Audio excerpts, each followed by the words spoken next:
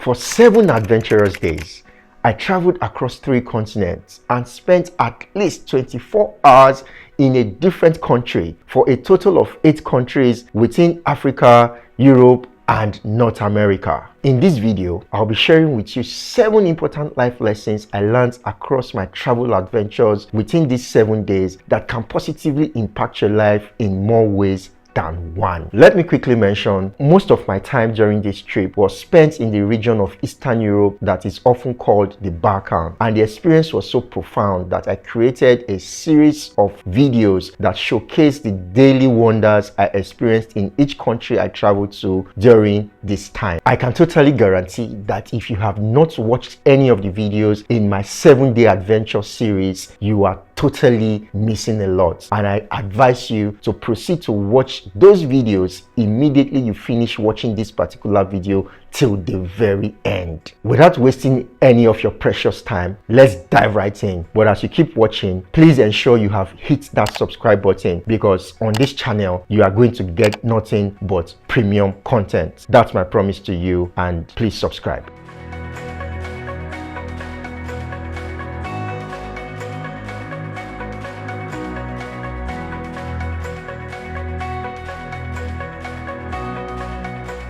The very first lesson I learned during this 7 days trip is that cash is king. I repeat, cash is king. I decided to make this number 1 on the list because it is a universal truth. Money is a universal language, and even if some people may argue that money isn't everything in life, you cannot deny the need for money in virtually everything in life. From buying plane tickets to booking accommodation and dining in fancy restaurants when you travel, the list of things you need money for is endless. But it is one thing to have money, and it is another thing to have it readily available when you need to spend it. One thing that quickly became evident as I traveled across the Balkans is that these guys love to see the money. They love to see the cash. In fact, the preferred, and I would even say default mode of payment for every and anything in the Balkans is cash. From local taxis to accommodation, restaurants, everything you can think about in the Balkans is done in cash. And I struggled with this at the beginning because I've gotten so used to paying for things with my card, but I had no choice but to adjust immediately. So if you are ever traveling anywhere around Southeastern Europe, make sure you never run out of cash until you board your very last plane out of the region. If you are traveling within the region by bus, do take note that you need to pay cash at the bus terminal to have your bags checked in. And if you need to use the public toilet at any point in time, you certainly need to have some cash in coins for you to use the washroom. I almost had an incident of peeing on myself one time when I had no cash on me, until I summoned up courage and let out all the shame to ask the people around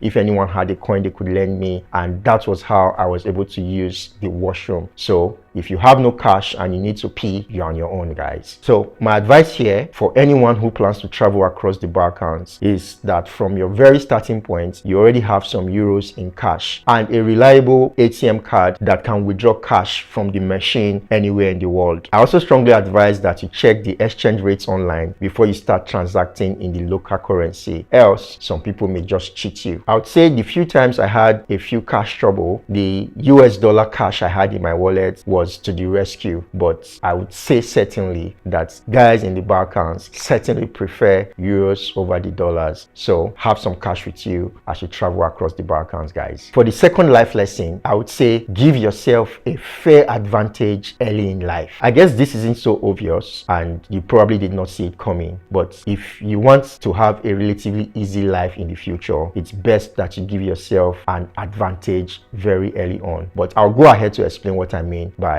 give yourself a fair advantage early in life. I currently travel with my Nigerian passport, which for your information ranks very high amongst the weakest passports for global travels. In fact, there are very few countries in the world that you can travel to without needing a visa if you hold a Nigerian passport. So if you are like me who intends to travel the world, it is best that you start considering the option of getting a second strong passport if you are from a country with a weak passport. One of the popular options of getting a second passport from a strong passport country today is the citizenship by investment, but I believe it's one of the most expensive options. It is very, very expensive, but I also think it is worth it if you can afford it. There are many other options available to getting a second passport. That is not the focus of this video, but if many of you are interested in hearing me talk about it, write in the comments second passport, and I'll probably create a video that showcased or details all of the options I know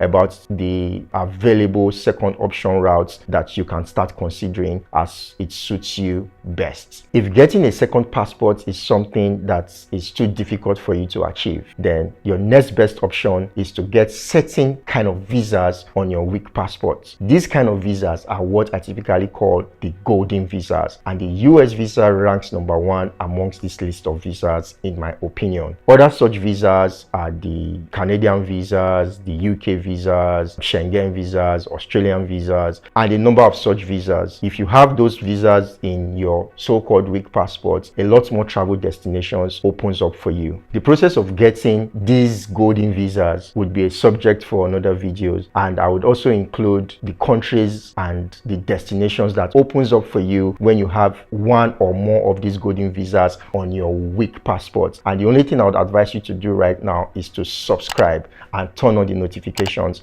so that you don't miss when I bring out any of these amazing videos I intend to bring soon. Before I conclude this point, permit me to quickly take it outside of travels and into other things of life. For instance, you intend to earn more money tomorrow, then you should start putting in the work of learning high-paying skills and upgrading the skills you currently have today, so that by the time tomorrow comes, you are already prepared to take up the opportunities that are available at that point in time. So it is important that you set yourself up early in life. The number 3 life lesson I have to share with you is that success requires at least 90% good planning. We often hear people say success is 80% planning and 20% execution, but I am pushing that 80% into at least 90% because it's only a good plan that eventually gets well executed. For me, embarking on a 7-day travel adventure keys into my grand desire of traveling to every country in the world, but I had to convert this desire of mine into a goal, and the goal into milestones that are realistic. And now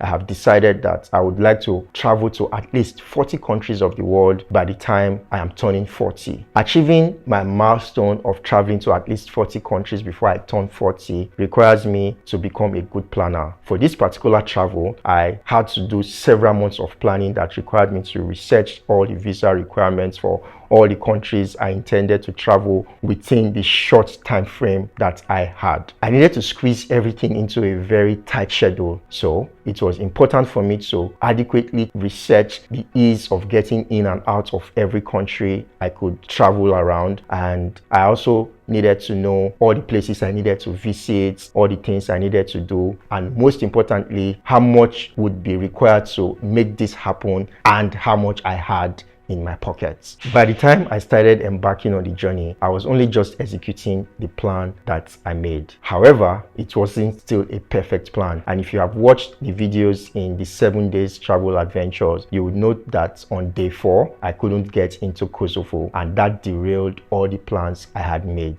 I'm here at the Kosovo border and I've just been denied entry into Kosovo. I'm going to give you all of the details of what happened and how you would avoid what just happened to me. I found a way to recover and eventually accomplished my mission, but it's important to state that planning is key in everything one intends to do or achieve in life. Whoever fails to plan has definitely planned to fail. Those who fail to plan to fail. For life lesson number 4, I would say always have a backup plan. Yes, the last point was focused on planning, and you may be wondering, this backup plan is still related to planning, but I decided to separate them because a backup plan is certainly not the main plan. And the only way to prepare for multiple options is if you become very good at scenario-based planning. After firming up your main plan, it's important that you have a backup plan. Actually, a backup plan for the backup plan, because it's always better to have options that you don't need than need options that you don't have. During my time in the Balkans, there were two incidents that resulted in me deviating from my original plan. The first happened in Bosnia. There was a natural disaster that saw the road between Sarajevo and Mostar being cut off, and that had a massive impact on my entire plan. The second was on day 4. I couldn't get into Kosovo from Albania. Now, these two instances required me to activate my backup plan. First required me to change my plans and my itinerary, and the second required me to spend more money than I had originally planned. So I activated my emergency fund, and that got me out of trouble. In summary, the essence of a backup plan is that while it's good for you to expect the best, you should also prepare for the worst, and that is the only way you can navigate through unexpected and unplanned circumstances. Have a backup plan, and a backup plan for your backup plan. You get it? For life lesson number 5, I would say you should never wait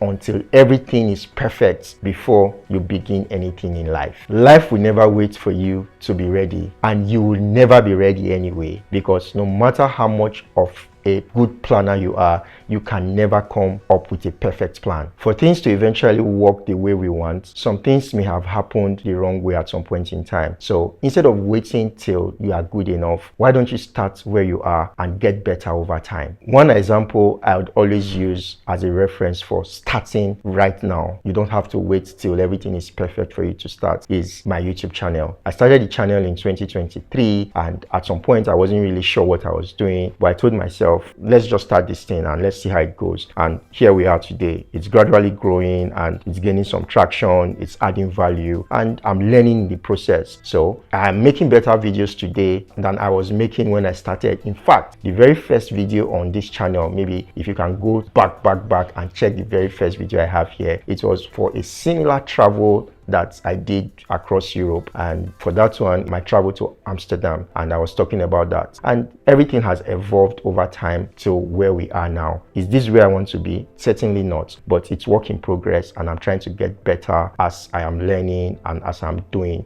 So you don't have to wait till everything is perfect till you start. Another viewpoint we can bring to talk about not waiting till everything is perfect before you start is me traveling on a Nigerian passport. As at the time I'm filming this video, I've traveled across about 32 countries. I would have to double check that, and all of those with my Nigerian passport. Now, there are people out there who have the means, the resources, far much more than I do, better passports, and they don't travel. So when I travel, it's just me trying to put myself out there. And so this is me challenging you. Get out of your comfort zone. Is there a business you've always wanted to start? Is there an idea you've always been nursing in your head? Don't wait till it is perfect. Just start, and I can guarantee you will thank me later. So this is a challenge. Write it in the comments so that it is public domain. People can see what you plan to do and say, I plan to do so and so, and I'm starting right now. Do not wait.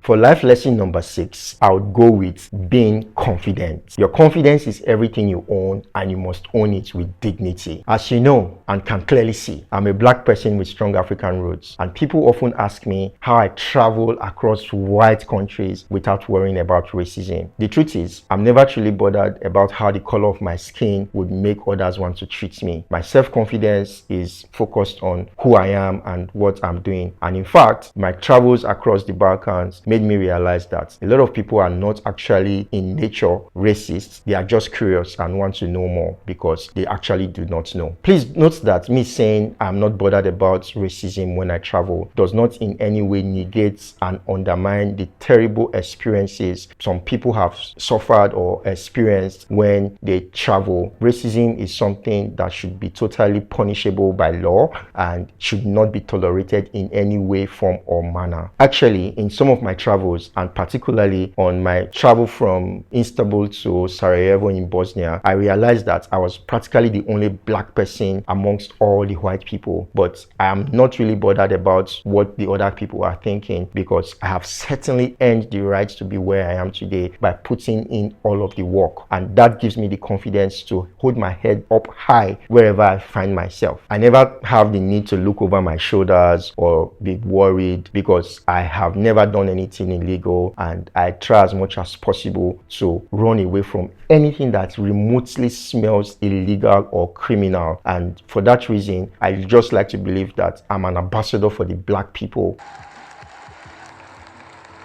because wherever I find myself, I would not want to be found doing something that castigates people of color or people from my nationality. And for that reason, I'm not worried if people have some racist thoughts in their minds. It is what you are thinking, but you can't bring it to me, because I'm not in any way in your face, and I'm not traveling to your country to beg you for money. I'm just exploring the world. It's one world that is created by the creator of the universe. And so if I come to your country, it is one world that I'm traveling across. So that's the mentality I have when I travel across the world. In fact, if you listen to me closely, you notice I have an accent that is different from what a native English speaker should sound like. But that hasn't stopped me from finding my voice and expressing my thoughts, obviously with respect to others, when I find myself anywhere in the world. I actually have a video on this channel that I made after my ship cruise voyage on Royal Caribbean ship, and I was talking about the sizes of ships that are cruise ships, and it was a narration video. And one of the comments I got on that video was, "Oh, they can't understand my accent." I'm like, okay, well, I can certainly understand where you come from, but this is who I am, this is my identity, and I owned it with confidence. You can check out those videos.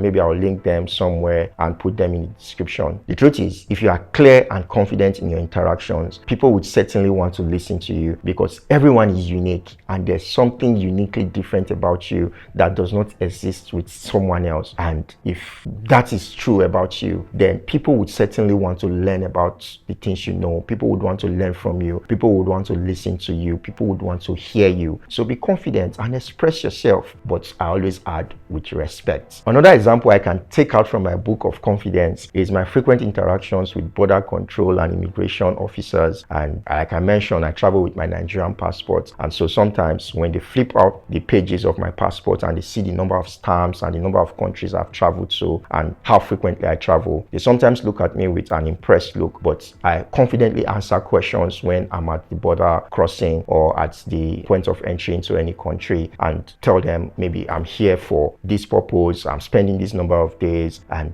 that confidence that you just exude when you move about without worrying that there's anything behind what you do just makes life very easy for you. So in summary, I would say maintain confidence, because confidence helps you maintain composure. To close these points around confidence, I would quickly just add that having money is one way you can truly increase and boost your confidence. So if you are listening to my voice right now, take this as an encouragement for you to double your hustle, because once you have money and people can see you have legit money that you can spend on your own, they tend to treat you more with respect. But even without money, your confidence is not something anyone should ever take from you. Own it, and own it with dignity. For the very last and by no means the least life lesson I have to share, I would simply say there is endless beauty in the world around us. This is something we often take for granted, but while driving through the mountains across several countries in the Balkans, my eyes were opened to the endless beauties that exist in the world, the endless beauties that exist in nature. There were times we actually drove so high that we were literally within touching distance from the clouds, and I was amazed. I was blown away as I saw all of these things that money could not afford to buy. The things I saw made me reflect on the need for us to leave our comfort zone every once in a while to see the world from the perspective and eyes of other people. I'm not going to dwell on this point for too long, because it's extremely difficult for me to describe how beautiful the world is. You just have to see it for yourself to truly appreciate it. The summary of this point is that leave your comfort zone. Go to somewhere you have never been to before. Even if you can't travel internationally, travel locally. Go to a community that is close by and start observing things that you probably would not have observed on a normal day. And you start truly seeing what I mean by the beauty in nature. Trust me, you start having something that is unexplainable. You just start having an internal happiness that you cannot describe. That was how I felt, and I want you to experience that same feeling. This is where I think we should bring this video to a close. But before we go, let me just use this opportunity to specially thank and appreciate each and every one of you for the encouragement and support you have continued to show me and my channel. I don't take it for granted, and I am eternally grateful for the wings you have all given me to fly. For those of you yet to subscribe, there is no better time than now. Hit that subscribe button, turn on the notification, and make sure you have given this very video a like. If you are yet to watch the videos in the 7 days travel adventure, I encourage you to watch those videos right away and you'll be blown away. Please also don't forget to tell your friends about my channel. But till I see you in the very next video, where I'll be bringing you something even more amazing, it is as usual, peace and of course lots of love from me to you. See you later and bye for now.